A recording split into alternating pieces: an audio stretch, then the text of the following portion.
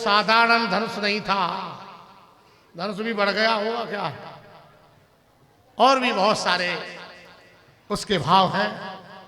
बोलिए भक्त वत्सल भगवान की जय। विश्वामित्र जी और राम जी और लखन लाल जी शांत स्वभाव से बैठे हैं। अब जिनसे धनुष टूटना है वो हिल नहीं रहे हैं। जनक जी ने विचार किया कुछ ऐसा कहा जाए जिससे कुछ हलचल हो, क्यों धनुष तो उनसे ही टूटना जो बैठे हैं ऊपर सबसे, और ऊपर बैठते काहे को भाई, जो योद्धा होगा वही तरह के बैठेगा, नहीं चुपचाप बैठे हैं लुके लुका। अब तो कह दिया वीर विहीन मही में जाए तजवास निज गृह जाऊ लिखान विद वैदेह विवाह। वीरों से ये पृथ्वी खाली है, मैंने जान लिया, अपने अपने घर जाओ, अब मेरी वैदेही का विवाह विधाता ब्रह्मा ने लिखा ही नहीं है। यह बात सुनते ही लक्ष्मण जी खड़े हो गए। हे जड़ जनक, तुमने बहुत अनुचित वाणी कही। जहां रघुवंशी बैठे हो वहां ये बात अनुचित है, ये उचित है। लोगों ने लक्ष्मण जी से पूछा तुम कौन सी उचित बात कर रहे हो। लक्ष्मण जी का मैं बिल्कुल उचित काम कर रहा हूं, उचित बात कर रहा हूं। अरे तुम्हारे गुरु जी को खड़ा होना चाहिए था, तुम्हारे बड़े भाई को खड़ा होना चाहिए। बोले नहीं, मेरा इनके साथ संबंध अलग है। ये है रघुकुल मणि और मैं हूं फणी। और जब कोई किसी की, जब फणी की मणि पर कोई प्रहार करेगा तब भी फणी नहीं बोलेगा तो कब बोलेगा। और दूसरा भी मेरा संबंध है, रघुपति कीरति विमल पताका दंड समान भयउ फल जाका। ये रघुपति की कीर्ति के पताका हैं और मैं हूं डंडा, और ये है झंडा झंडा। और झंडा तो डंडा ही पे लहराया जाता है, डंडा खड़ा होगा। और समाज में जब ध्वजा पूजन हो तो डंडा ही पूजता, झंडा थोड़ी पूजता। तो हम नहीं खड़े होंगे तो ये कैसे खड़े हो जाए, डंडा ही पे तो लहरा। राम जी ने इशारे में आओ बैठ जाओ, हो गया काम। गुरु जी ने कहा राघव धनुष तोड़ने का समय आ गया है, विश्वामित्र समय सो जाने। ये धनुष क्यों नहीं टूटा, पहले मुहूर्त ही नहीं था, और बिना मुहूर्त के कैसे काम चलेगा। अब मुहूर्त के ज्ञाता गुरुजन होते हैं। गुरु विश्वामित्र जी ने कह दिया समय अच्छा आ गया। राम उठऊ राम भंजऊ भव चापा मेटऊ तात जनक परितापा। राम जी फुर्ती के साथ में गए हैं, और महाराज इतनी फुर्ती के साथ में लेत चढ़ावत खेतत गाड़े, और काहू न लखा देख सब ठाड़े तेई छन राम मध्य धनुष को उठाओ। बीच से धनुष को तोड़ दिया। अब तो महाराज जैसे धनुष टूट गया, जितने राजा थे वो गाल बजाने लगे, छुड़ा लो। क्या हुआ, धनुष तोड़ दिया तो क्या छुड़ा लेंगे, जाने नहीं देंगे। मानो स्थिति विश्व युद्ध जैसी हो गई। देश देश के राजा आए थे। राम जी ने विचार किया ये तो विश्व युद्ध होने वाला है, विवाह कहाँ होगा। उसी समय प्रार्थना की, अरे फरसा वाले बाबा ने कहा जाओ। उसी समय फरसा वाले परशुराम जी चले आए। महाराज जितने राजा थे थर थर कांपने लगे। बाप रे, ये तो फरसा घुमाते आ रहे हैं। अपने पिताजी के सहित सबने अपना अपना परिचय दिया। शायद हमारे पिताजी को जानते हो, बच जाए प्राण। इधर जनक से पूछा ये भीड़ कैसे है, सारी बात बताई। क्या वो धनुष टूट गया, बोले हाँ टूट गया। धनुष को देख करके बड़े दुखी हुए। मेरे आराध का ये धनुष था, तुमने तोड़वा दिया। किसने तोड़ा है? आज उसने धनुष तोड़ा है, वो आज उस फरसे से, हाँ, उसका गर्दन का खंडन किया जाएगा। इस गर्दन, इस फरसे से वो बेमौत मारा जाएगा। अब तो महाराज जितने राजा आए, ले तोड़ ले, बड़े आगे गए। हमने तो जानबूझ के इसलिए नहीं तोड़ा था। अब तो महाराज कुछ राजा तो नीचे मंचों के छिप गए, शायद बच जाए जान। लेकिन महाराज राम जी सामने खड़े हो गए। नाथ धन सम्मुधन भंजन हारा, होयस कोई एक दास तुम्हारा, धनुष को तोड़ने वाला तो तुम्हारा कोई दास होगा। परशुराम ने, वो कैसा दास? वो तो मेरे सहस्राबाहु अर्जुन के समान शत्रु है। अब राम जी तो कह रहे हैं कि धनुष हमने तोड़ा, पर समझ में नहीं आ रही। लक्ष्मण जी ने कहा आप बैठो, हम समझा दें। लक्ष्मण जी ने जब कही, बहुई धन तोरे लड़काई, कबउन अस रिस कीन गुसाई। बहुत से बाल्यावस्था में हमने धनुष तोड़े, तब तो आपने कोई प्रतिक्रिया जाहिर नहीं की। अब पुराने धनुष पर इतना, मुझे लगता है तुम्हें मोह रूपी बीमारी है। इतना सुनते ही तो फरसा लगे, हे बालक तू देखने में गोरा लगता है, गौर बने तो अंदर से कालिमा भरी हुई है, तू आज मेरे फरसे से मारा जाए। बहुत बड़ा वृतांत आप सब लोग जानते हैं। यहाँ मानस मनीषी बहुत पीछे बैठे हैं। बाद में राम जी ने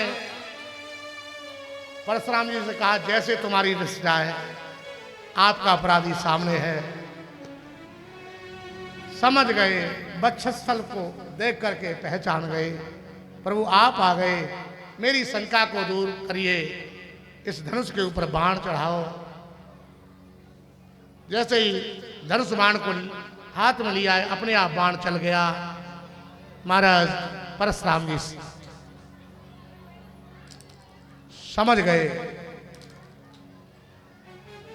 और तपस्या करने के लिए चले गए हैं।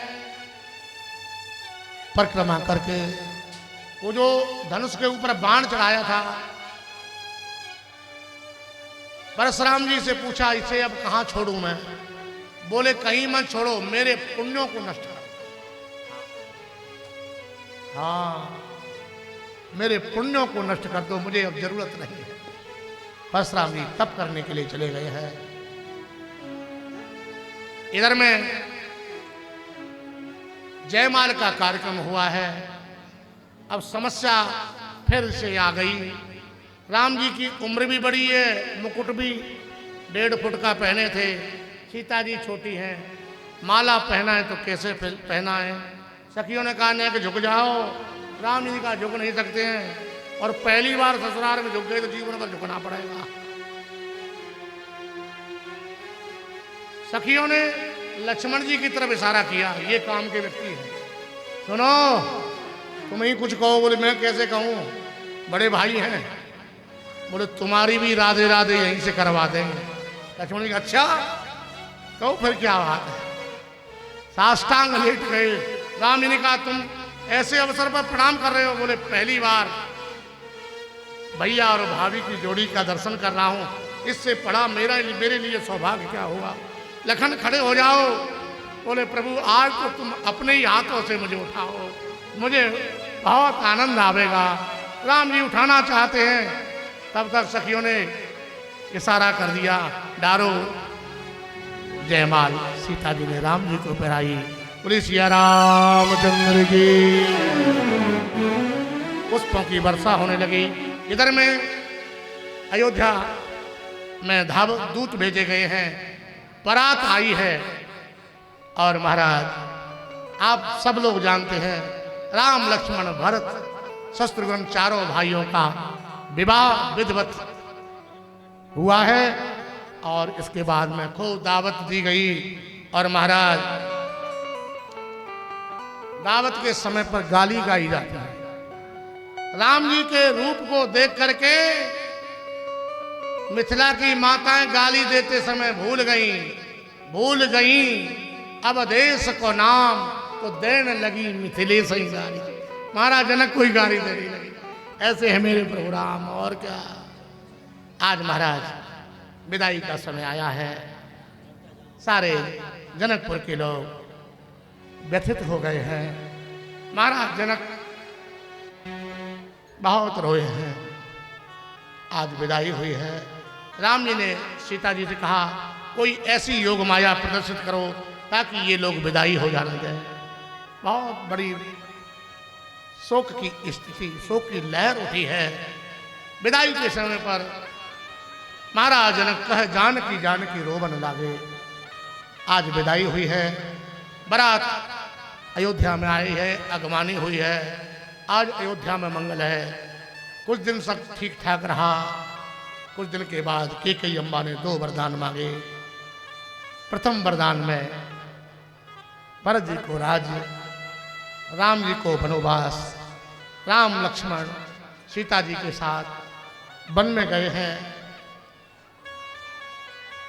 केवट, निषाद आदि से मृत्यता हुई है। गंगा को प्रणाम किया है। केवट ने गंगा के पार। केवट का प्रसंग बड़ा प्यारा प्रसंग है, लेकिन समय अभाव है। आप सब जानते हो, मनीषी हो।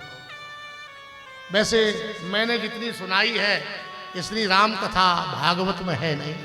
हाँ, एक महात्मा तो सुनाया करते थे। एक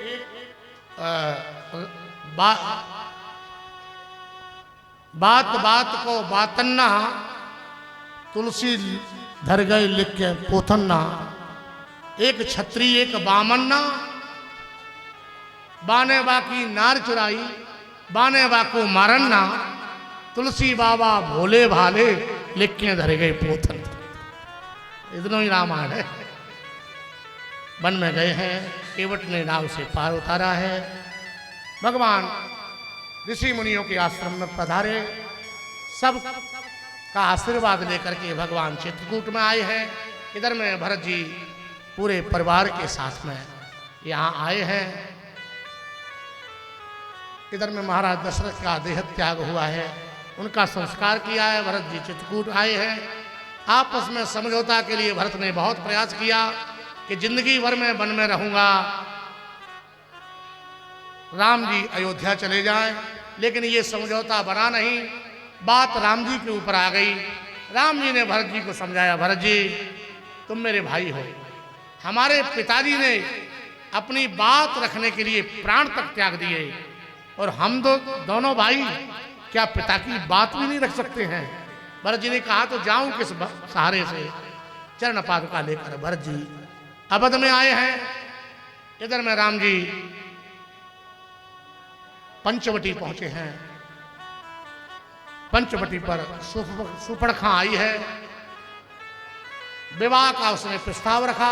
लक्ष्मण जी ने उसकी नाक कान काट डाले।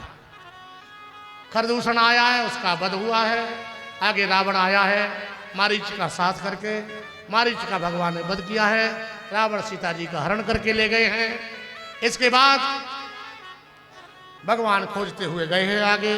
गीधराज जटायु का उद्धार किया है। सुग्रीव पहले सबरी के यहाँ पर भगवान ने बेर खाए हैं। नवदा भक्ति का उपदेश किया है। सुग्रीव से मैत्री हुई है। बाली का वध हुआ है। इसके बाद सेना भेजी गई है। हनुमान जी लंका में पहुँचे हैं। सीता जी की खबर लाए हैं। लंका को जला के आए हैं। और इसके बाद राम जी गए हैं चतुरंगिणी सेना लेकर के, सारे राक्षसों को मार करके, विभीषण को राजगद्दी दे करके भगवान पुष्पक विमान में बैठ करके ऋषि महर्षियों के आश्रम पर दर्शन करते हुए सीता जी को लेकर पुनः लौट करके तीर्थराज प्रयाग में आए हैं। हनुमान जी को भेजा है, भरत जी से कह दो राम जी सकुशल आ गए हैं। भरत जी ने दुल्हन की तरह से अयोध्या को सजाया है। राम जी आए हैं, कैकेयी अम्बा के भवन में पहले गए हैं, भगवान सबसे मिले हैं। गुरु वशिष्ठ जी ने न देर करते हुए कल के ऊपर ने उसी दिन राज्य तिलक श्री राघव का किया है। राम जी राज्य गद्दी पर अभिषिक्त हुए हैं। राम जी को अब हम गद्दी पे बिठा करके हम लोग यहीं प्रणाम करते हैं। हमारे राम राजा बनाए जाएंगे, हमारे राघव राजा बनाए जाएंगे, हमारे राम राजा बनाए जाएंगे, हमारे राम राजा बनाए जाएंगे, हमारे रघुवर राजा बनाए जाएंगे। भगवान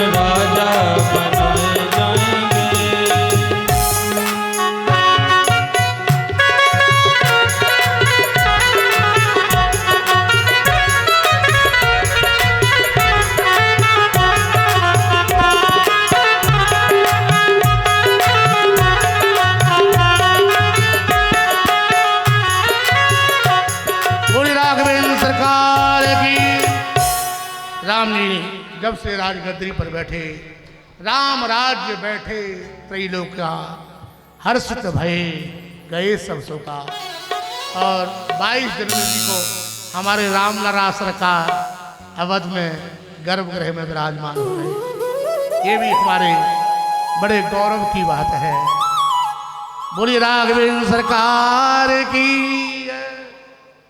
आइए, जिस वंश की पावन कथा को सुनने के लिए हम बैठे हैं, रसगुल्ला की कथा।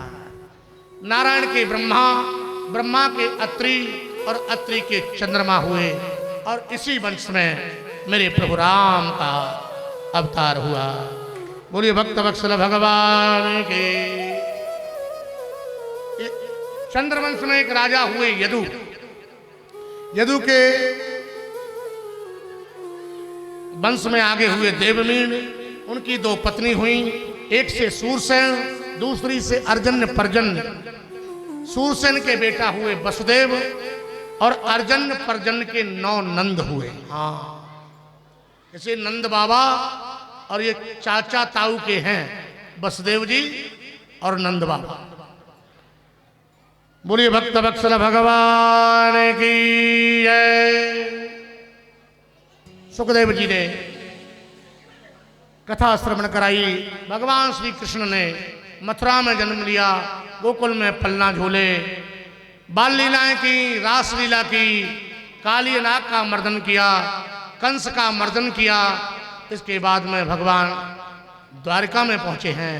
जरासंध से युद्ध हुआ है, जरासंध को परास्त करके भगवान द्वारिका में गए हैं। द्वारिका में भगवान के 16,108 विवाह हुए, और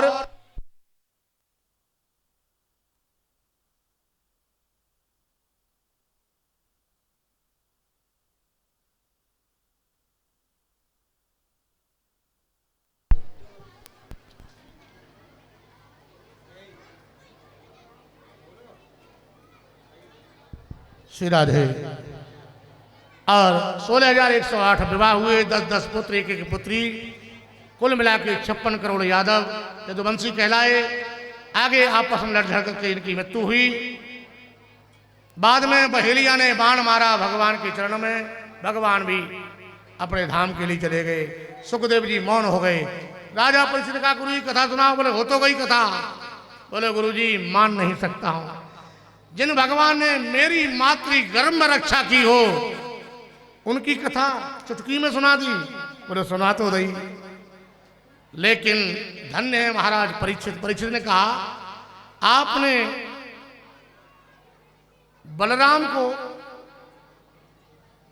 देवकी के पुत्र में भी 8 में गिनती गिनाई है, और रोहिणी के गर्भ से एक बालक 2 जगह कैसे जन्म ले सकता है, ये कथा मुझसे विस्तार से सुनाओ। तब सुखदेव जी ने कहा राजन परीक्षित, आज 4 दिन हो गए हैं, तुमने जल तक ग्रहण नहीं किया है, कुछ जलपान कर लो, कुछ बाल भोग ले लो। तब राजा परीक्षित ने कहा गुरुदेव मुझसे तो विस्तार से आप कथा सुनाइए। तृप्तम तन्मुखाम भोजम, आपके वाणी से अमृत बरस रहा है। गुरुजी मैं तृप्त हो गया हूं, मुझे भगवान की कथा सुनाओ। कथितो वंश विस्तारो भवता सोम सूर्यो राज्ञां चो भयवंश्यानां चरितम परमाद्भुतम।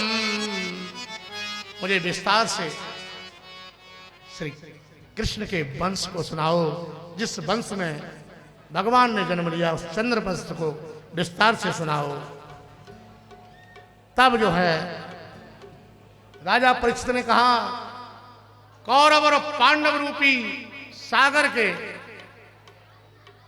सागर से भगवान ने ऐसे पार कर दिया हमारे पितामह को, जैसे गऊ के खुर को पार करने में देर नहीं लगती है। उनकी कथा छोटी सी कैसे हो सकती है। तब जो है बताने लगे।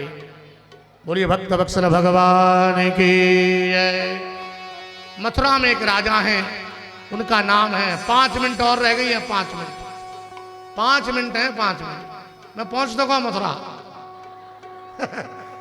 वारे स्वरूप जी 5 मिनट में हुआ।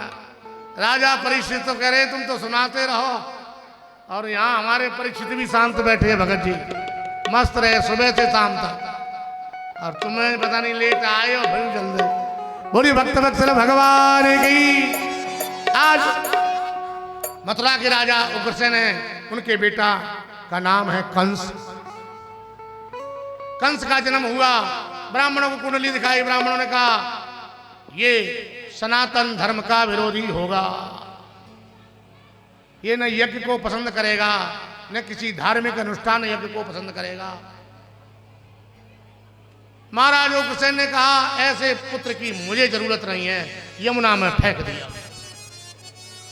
बहते बहते मथुरा से पहुंच गया आगरा जिला में एक बटेश्वर स्थान है, जहां पर सूरसेन महाराज रहते हैं, बसदेव जी के पिताजी। वो यमुना जी में स्नान कर रहे थे, बालक की रोने की आवाज सुनी, उठा लिया, कैसे कैसे लोग हैं, बालक जीवित पे फेंक दिया, ले आए, कोई बात नहीं है, हमारे एक पुत्र है बसदेव, एक और बना रहेगा। धीरे धीरे ये बालक बड़ा हो गया। एक दिन नारद जी पहुंच गए, मीडिया तो पहुंचनी है।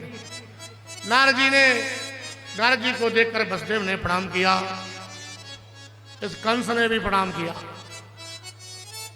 नारद जी ने पूछा अपने माता पिता का परिचय बताइए। बसदेव जी ने तो बता दिया, हमारे पिताजी सूरसेन। इनसे पूछा तुम्हारे पिताजी, बोले हमारे पिताजी सूरसेन। बोले गलत एड्रेस पे रहते हो, आपके पिता मथुरा के राजा उग्रसेन है, यहाँ कैसे? बोले ब्राह्मणों ने फेंकवा दिया, ज्योतिषियों ने। बोले उन ब्राह्मणों को ही देखूंगा। उठाई गदा वहीं से चल दिया। रास्ते में जरासंध अपनी चतुरंगी सेना लेकर के कहीं युद्ध करने जा रहा था। उसका एक हाथी था जिसका नाम था कुबलिया पीड़,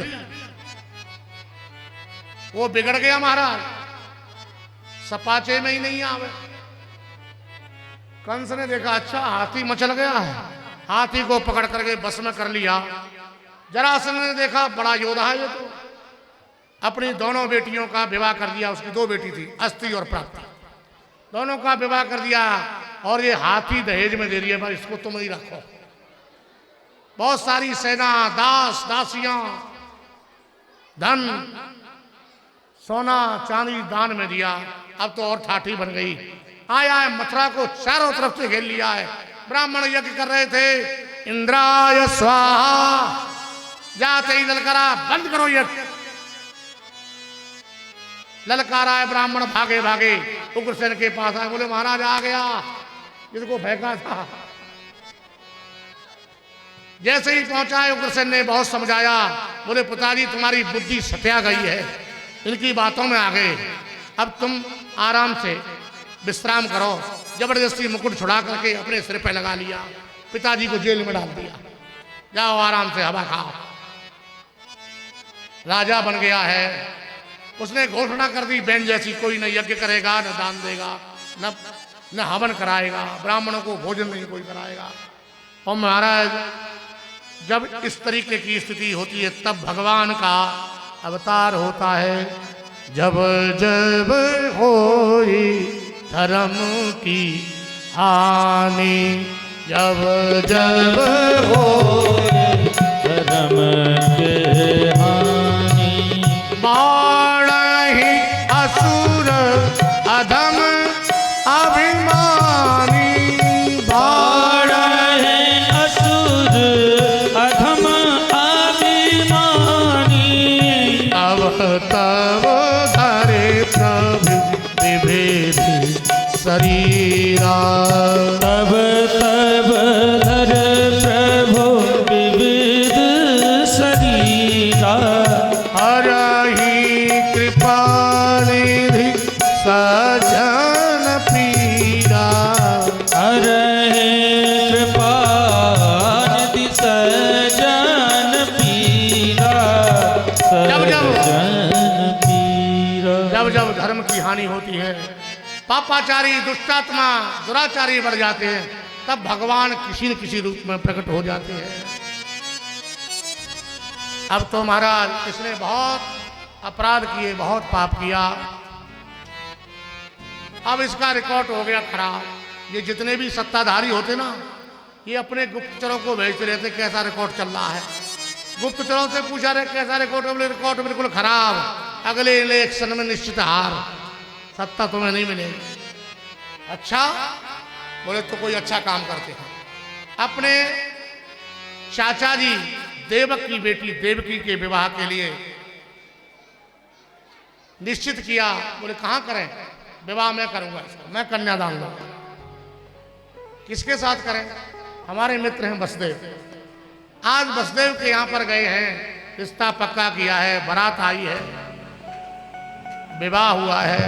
आज अपनी बहन को विदा करने जा रहा है। हाँ, अपना रिकॉर्ड बना के दिखा रहा है लोगों को, मैं कितना धर्मात्मा हूँ। हाँ, बहन का विवाह किया है, बड़ी दावत दी पूरे नगर को। हाँ, बहन का विवाह। लेकिन जैसे ही विदा करने जा रहा है, देवताओं ने विचार किया ये अच्छे काम करने लगेगा, भगवान नहीं आएंगे। तब तक देवताओं से नहीं रहा गया, आकाशवाणी होगी, हे कंस, तू जिस बहन को विदा करने जा रहा है इसका अष्टम लाभ तेरा काल होगा। अस्यस्तामष्टमो गर्भो हंतायाम बहसे बुरई। इसका 8वां लाल तेरा काल होगा। रथ से कूद पड़ा, म्यान से तलवार निकाली, बाल पकड़ लिए देवकी के, नीचे खींच लिया। न रहेगा बांस न बजेगी बांसुरी। हाँ, जब बहनें नहीं रहेगी तो 8वां कहां से आएगा? वसुदेव जी ने कहा, ए कंस, खबरदार, ये मेरी पत्नी है। हाँ, अभी इसके हाथों से मेहंदी नहीं छूटी है और मैं पति हूं, और पति का कर्तव्य बनता है पात्र पति अपनी पत्नी की हर स्थिति में रक्षा करे। मेरे रहते हुए कैसे मार सकते हो? हाँ, रही बात ये, मृत्यु तो तुम्हारी निश्चित होगी कि मृत्यु जन्म बताम वीर देहे न सहजायते अद्यवाब्दु सतांतिर्वा मृत्यु वही प्राणिनाम ध्रुवा। मृत्यु निश्चित है, मरना तो पड़ेगा, परंतु इसके गर्भ से जो बालक होंगे मैं उनको तुम्हें दूंगा। तुम्हें मेरा विश्वास है? बोले हाँ विश्वास है। इनके गर्भ से, वसुदेव जी ने झूठ नहीं बोला, जो गर्भ से हुए उन बालकों को लेके आए हैं वसुदेव। और भगवान तो कहीं गर्भ में आते ही नहीं है, भगवान को कौन मार सकता है? आज महाराज विदा हुई है। कीर्तिमंतम प्रथमजा, कीर्तिमंत नाम का पहला बालक हुआ, वसुदेव जी लेकर के आए, कंस को दिया, ये पहला बालक हो गया है। अपने जीजा जी की ईमानदारी से कंस बहुत प्रभावित हुआ। जीजा जी आप इसको ले जाओ, 8वें वाले का ध्यान रखना। इधर वसुदेव जी तो चले गए अपने नगर के लिए, मीडिया पहुंच गई। कौन? देवर्षि नारद। नारद जी ने कहा, बड़े प्रसन्न हो महाराज कंस, महाराज हमारी बहन के बेटा हुआ है, खुशी की बात है। अच्छा, कौन सी बहन? जिसका तूने कन्यादान लिया, वही बहन? हाँ हाँ। तो वो आकाशवाणी ने क्या कहा था? 8वें वाले का। बोले गणित में ठोस है तू।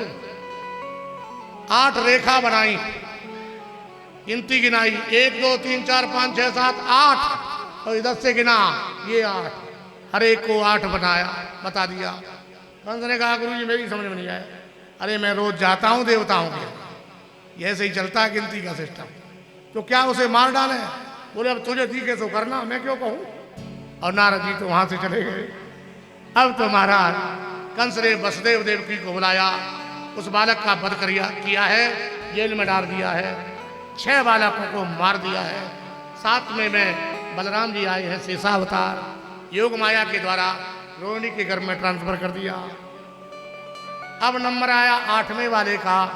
कंस ने इतनी बड़ी व्यवस्था कर दी, जहाँ 1 ताला था वहां 2 ताले लगवा दिए, जहाँ 1 सैनिक था वहां 4 सैनिक, बोले निकल नहीं पाए। हाँ, अब तो महाराज भगवान देवकी अम्बा के गर्भ में आए हैं। देवताओं ने स्तुति की है भगवान की। स्वागतम कृष्णा शरणागतम कृष्णा स्वागतं कृष्णा शरणागतं कृष्णा। स्वागत करो भगवान आएंगे। स्वागतं कृष्णा शरणागतं कृष्णा। सुस्वागतम सुस्वागतम सुस्वागतम कृष्णा। स्वागतं शुभ स्वागतं शरणागतं कृष्णा। बैठ जाओ सब लोग, बैठो बैठो। बोलिए भक्त वत्सल भगवान की। आज अष्टम रूप, अष्टम बालक के रूप में भगवान का प्राकट्य हुआ। भगवान बैठ जाओ सब लोग, बैठो बैठो नीचे। ये क्या तरीका है तुम्हारा? कोई भी खाना नहीं होगा, कोई यहाँ चढ़ावे के लिए नहीं आएगा, वहीं बैठ जाओ। हमने देख ली तुम्हारी। हाँ, प्रसंग को उधर तुम्हें जल्दी भी है और कथा भी आगे नहीं बढ़ने दे। बैठ जाओ सब लोग, बैठो बैठो नीचे। भगवान का अवतार हुआ है। सशंक चक्रम सकिरीट कुंडलम। भगवान अस्त्र शस्त्र लेकर के। माता तुमने कछु देखो ना है का, होगो सब यहीं होएगो। बैठ जाओ बैठ जाओ। ये तो सुने ही ना मुझे, तुम सुनते ना है कछु। रात के 12 बजे छोड़े हो, चिंता मत करो। बोलिए भक्त वत्सल भगवान की। भगवान का अवतार हुआ। भगवान को लेकर के वसुदेव जी गोकुल में आए हैं और गोकुल में नंद बाबा के यहाँ पर कन्या का जन्म हुआ है। कन्या को लेकर के जैसे ही मथुरा में आए हैं, कन्या जैसे ही आई है, जोर जोर रोने की आवाज आई है। ये क्या भाव है? माया जब आती है रुदन करती है। आज महाराज कंस को पहरेदारों ने बताया है, महाराज हो गया कंस आया है और देवकी से कन्या को छुड़ा लिया है। देवकी ने हाथ जोड़ के कहा है, महाराज एक कन्या हुई ऐसे तो छोड़ दो। बोले छोड़ने वाला नहीं हूं। जैसे ही मारना चाहा है, आकाश में पहुंच गई, 8 भुजा धारण कर लिया। बोली अम्बा माती की। कली काल में वो जितने भी रूप हैं वो उसी अम्बा के रूप हैं जितने भी हैं। आज इधर गोकुल में हम लोग चलते हैं। नंद बाबा के कोई संतान नहीं थी, पुत्रेष्टि अनुष्ठान कराया, ब्राह्मणों ने आशीर्वाद दिया। आज ब्राह्मणों ने बता दिया भादो कृष्ण पक्ष में अष्टमी को रात्रि के ठीक 12 बजे तुम्हारे यहाँ लाला होगा। रात के 12 बज गए। नंद बाबा गौशाला में जप कर रहे, कहा कर रहे पता है? अब ही तो भयो ना है, न जाने कब होएगो। तब तक सुनंदा जो थी ना नंद बाबा की बहन, ये 6 महीने, नंदा और सुनंदा दोनों बहन आ गई। 6 महीना पहले से भाभी की सेवा कर रही हैं। लाला होएगो, छोरा होएगो और 9 लाख का हार लेंगे भाभी के। आज सुनंदा ने भाभी के बगल में एक बालक को देखा। महाराज एक झीनी सी चदरिया में लाला ढके भये हैं। पहले उघार के देखो, फिर ढांक दियो। हे भगवान कहीं लाली न हो, क्योंकि लाली भाई तो 9 लखा नहीं मिलेगा। एक बार भगवान का नाम लिया, बिहारी जी को बनाया और चंद्री को खोला, नीलमणि का दर्शन हुआ। आज सुनंदा की खुशी का ठिकाना नहीं। सुनंदा जी पहुंची है, नंद बाबा बैठे हैं, भजन कर रहे हैं। अब ही तो भयो ना है, न जाने कब होगा। आज की रात की नंद ब्राह्मणों ने बताई थी। तब तक सुनंदा ने कही, बाबा बधाई हो। नंद बाबा ने कहा, काय बात की बधाई? बोले जो बताए थे वो कहा। नंद बाबा ने अपनी चाबी फेंक दी। हाँ, भंडार की चाबी फेंक दी। आज से जो तुझे पसंद हो बहन ले ले, पर बता भयो कहा है तेरी भाभी के? बोले भाभी के लडुआ सो लाला भयो है। बोली नंद के लाला की। आज महाराज नंद महोत्सव मनाया गया है। कन्हैया के उत्सव पर ब्राह्मण लोग आए हैं, सस्ती वाचन किया है। बोली नंद के फूल नहीं फेंकेगा, फूल नहीं। सभी लोग छोटा सा बालक है कि आंख में लग जाएगी, आंख में लग जाएगी भैया, आंख में। ये वहां लुटाइए, साफ से कान ले यार तुमको बिल्कुल। भैया छोटो लाला है, आंख फांक में शुक्राचार्य मत बना रही हो कन्हैया, बातें वैसे ही काना के हैं। हाँ बोली नंद के लाला की। आइए आज सखियां बधाई देने आ रही हैं। इधर में नंद बाबा ने ब्राह्मणों का पूजन किया है, ब्राह्मणों ने कन्हैया का पूजन किया है, दान दक्षिणा ली है। यहाँ मुख्य यजमान भगत जी पूजन करें और 5 पंच और आ जाए पीछे से आज, क्योंकि आज तो भैया हमारे लाला को जन्म महोत्सव, ये 5 पंच क्यों ना सुन रहे हमारी बात।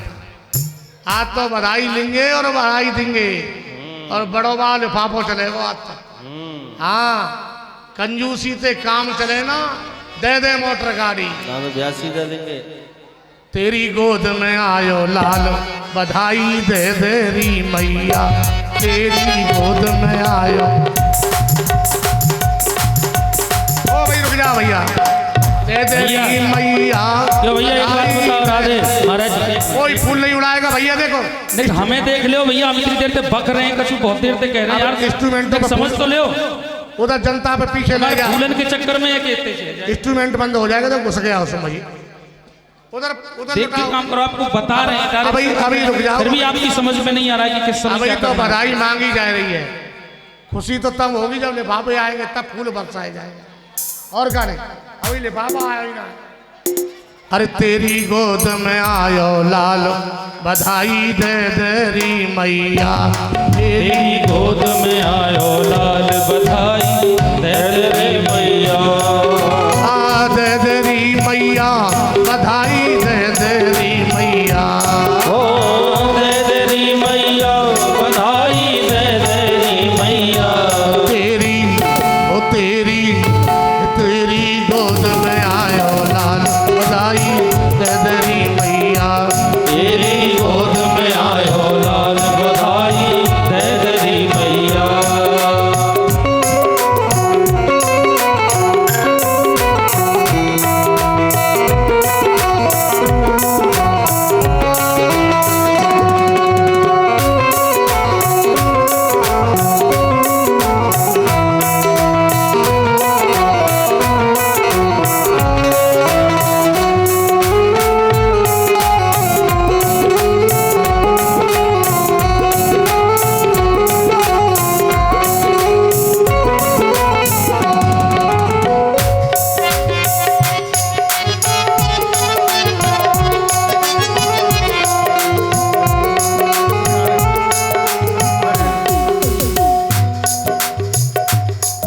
बोलिए भक्त वत्सल भगवान की। भैया या कमेटी के 5 पंच जो बनाए गए हैं वे आज कौन चले गए का सामान ले भी गए होंगे, बोला उन्हें सामने बुलाओ भैया। हाँ भाई माखन यहाँ भोग लगेगा, लाओ बुलाए के मैंने। हाँ बोलिए भक्त वत्सल भगवान की। अरे सखी चलो, अरे सखी चलो नंद के द्वार, हे द्वार लाला के दर्शन करे आओ। सखी चलो नंद के द्वार, ओ द्वार लाला के दर्शन करे आवे। नंद के द्वार, अरे द्वार लाला के दर्शन करे आवे। लाला के दर्शन करिया में, ओ लाला के दर्शन करे आवे।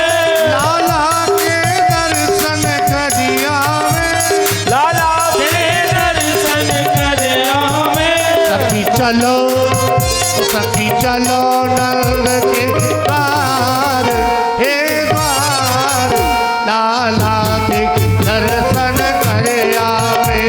सखी चलो नंद के द्वार, ओ द्वार लाला के दर्शन करे आवे। हे हरि